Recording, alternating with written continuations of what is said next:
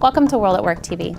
I'm Allison Avalos, and I'm joined today by Aria Glasgow of Radford and Jim Heim of Meyer. And we're talking about the relationship between the compensation professional and the compensation consultant. So if you could first, just so we have kind of some context for our conversation, talk about each of your experience on both sides of that. So I spent the first part of my career at a large corporation where I was a compensation analyst and really got to learn the ropes, got my CCP, and then moved to a growing organization where I got to do a lot of design work from a company that was growing rapidly. And I found that I really enjoyed that design work, so much so that I decided to pursue a career in consulting, and I've been there ever since. How about you, Jim? And I think I'm a rarity in the compensation world in the sense that this is what I've always wanted to do. From day one, coming out of business school, I got a role as a compensation analyst. Went through a couple stints with a couple different companies, places like One Beacon Insurance and Gillette. And then the 2001 came around, everyone was moving into technology companies. I got a role at EMC Corporation and was looking for what am I going to do next. Started talking with some consultants that we worked with. I got the sense that this sounded like a fantastic path to pursue, could work with 100 companies over a course of a couple of years, really saw this way to springboard my career. But even then, my assumption was, oh, this is something I'll spend maybe 3 years doing, and then I'll come back to some technology company. And Meyer has ruined me. I can't imagine working anyplace else now. I've been there for, well, since 2004, so 12 years now. And I just really enjoy the profession and the challenges. So with both of you having seen both sides of this, in working in compensation, it's often hard to know when you need to seek the advice or work with a consultant. What are some clues that HR professionals can be looking for? So I think from my standpoint, I focus at Radford on employee compensation consulting. So in that case, when I work with clients, there's typically a compensation team in place that can do a lot of the same work that I do, but oftentimes it comes to competing priorities where clients have their day jobs and they're constantly interrupted with compensation emergencies, and as much as they try and get some strategic project done, they just don't have the time to do it. So as a consultant, I can go in there and look at the overall strategy and put in a project in place a lot more efficiently sometimes than some of my clients.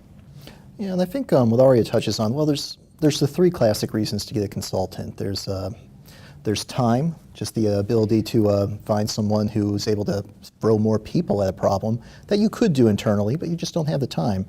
There's gray hair, and that concept is essentially you're trying to look to the outside world for added credibility, maybe some gravitas, just maybe the sense that someone's been around the block and they've seen your challenge before, and they're providing you some comfort that they're going to take a reasoned approach to it.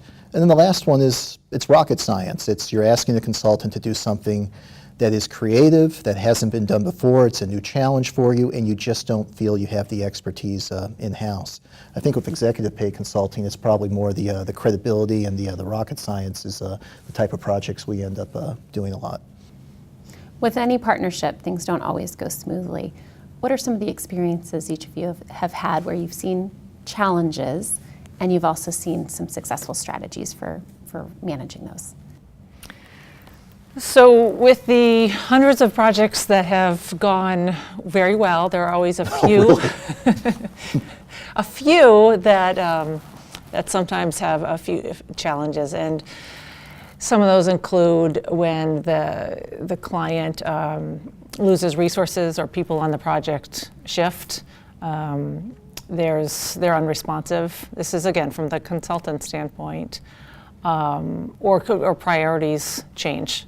And that happens sometimes when you're midway through the project, which is unfortunate. And a lot of times at that point, you really need to sit down with the client and have a discussion about, all right, let's get this back on track, and what can we do to fix this, and let's go back to our original objectives of what we wanted to accomplish. Do those still hold true, or do we need to change course? I think, let me take this from sort of 2 points of view. One of the ones that we hear, a common challenge, from the compensation professional's perspective is, well, it's a classic bait and switch. It's the concept that a consultant comes along, pitches the work, and she is perfect for the work. Fantastic resume, knows your industry, well respected, great references, all that's going well. And then it turns out that once you start the work, she's conflicted. She can't make it to any of your board meetings. And whenever you ask a question, someone else is the person who calls up and answers it, just because she's overbooked. So I think that's one thing that we'll see, that we hear sometimes when we pick up some engagements from other consultants, is the concept of, well, we just weren't getting the person we thought we were getting.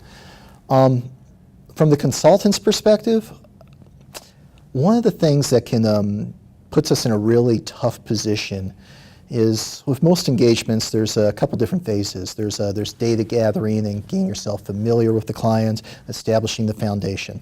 Then you move into diagnostics, and then you move into framing a recommendation. And what puts us in a tough position is when that data gathering starts to get longer and longer and longer because you have a client who's just not responsive. Yep. I think the way I'll describe it is this way. You'll often hear with either consulting, and I think this also works with software development, there's this, you got to pick 2 out of 3. You can have something that's quick, good, and cheap, but you got to pick only 2. So we'll make the proposal. And often it's a fixed fee proposal, and the concept is, guys, it's going to be good, and it's going to be cheap, it's going to be within your budget, because you've given us a 6-week period of time to work with. But then I've got to wait till week 4, week 5, before I actually get the information so I can start that process.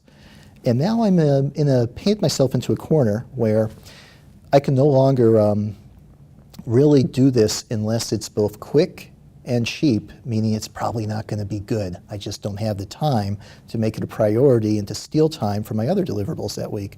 So honestly, to the extent you're able to be proactive with a consultant, answer questions quickly, commit to that kind of exchange of information up front, it's going to be such a better product at the end. It's just a matter of managing timelines. Yeah, and we do. We always encourage our clients to work with us on those timelines so that we can build in enough time both on their end to collect the data and go through any internal dialogue that they need to go through throughout the project.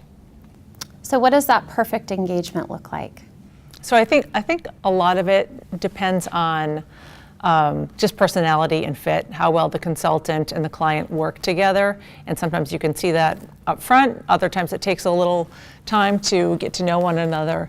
But from a tactical standpoint, that perfect engagement, you have milestones. So there's constant check-in, holding each other accountable to make sure that you're partnering with one another throughout. Making sure that you have the right people involved from a corporate or client perspective. And what I mean by that is, a lot of times there's a lot of cooks in the kitchen, and you really need to understand, who's your day-to-day project team, who's your advisory team, so who's adding input into the project, who is responsible for making recommendations, and in my world, a lot of that is, what's our compensation philosophy going to be, and what is our salary structure going to look like? So who's responsible for recommending that, and then who's the ultimate approver? And defining those roles up front definitely makes for a successful project.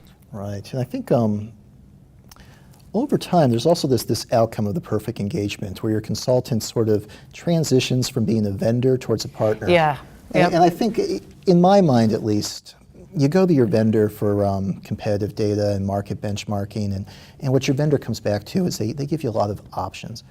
You know that you've got a consultant who's become a partner when they're not just coming back to you with options, they're coming back to you with opinions about what you should do because you've invested the time in them, and they've invested the time in you to really know your business and know what will work for you. And from a client perspective, you don't want a consultant that always agrees with you, or always is trying to please you. And you want a consultant that's there to test you and give them your recommendations. And obviously, it's ultimately the client's decision on which path they want to take. But as your advisor, it's important for us to let our clients know, here are the pros and cons, and we strongly urge you to move this direction. And we've seen this happen before, and let's take another approach. As we've noted, you've each worked on both sides of this. Any pros or cons that you could speak to about working on either side of the profession that might be valuable for others? I think one of the classic tension here between some of the corporate roles and consulting roles is it's breadth versus depth. One of the nice things about being in a corporate role, especially if you're at a smaller company, is you get to wear a lot of hats. Yeah. You get to be involved in a lot of different projects. You can see the ins and outs of an organization, which is... Right. So it's fantastic in terms of breadth of experience and partnering with your line managers and finance and your R&D and getting to understand the business. And in consulting, it's you start to get very siloed in terms of your field of expertise. I think some of the things that you'll often hear as the downsides of consulting are, well, one, it's often the case of the pace or the level of commitment. But my sense is that's by no means universal. There's a lot of people working at some very tough corporate environments where they're working hard. Yeah, working really hard. And there's a lot of face time with corporate too. I find there's a lot more face time involved in corporate, where as consultants, we're responsible for revenue, billable hours. We have a little bit more flexibility where we get that done. Yeah, there's autonomy. You're absolutely held accountable for hitting your numbers and for finding business and serving your clients, but you got flexibility. You don't have to do that sort of face time in the office. You can get it done when you're on the road. You can get it done at home. You just got to get it done. There's often this perception that consulting is going to involve a lot of travel commitment.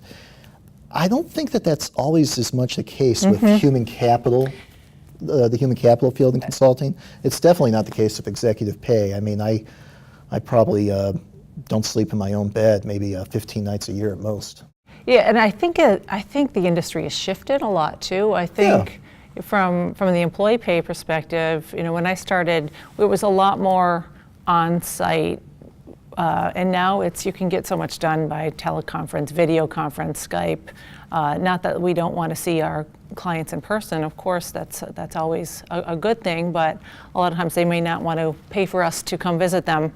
So it's really beneficial to kind of have that as have that flexibility. Absolutely. Thank you both. For World at Work TV, I'm Allison Avalos.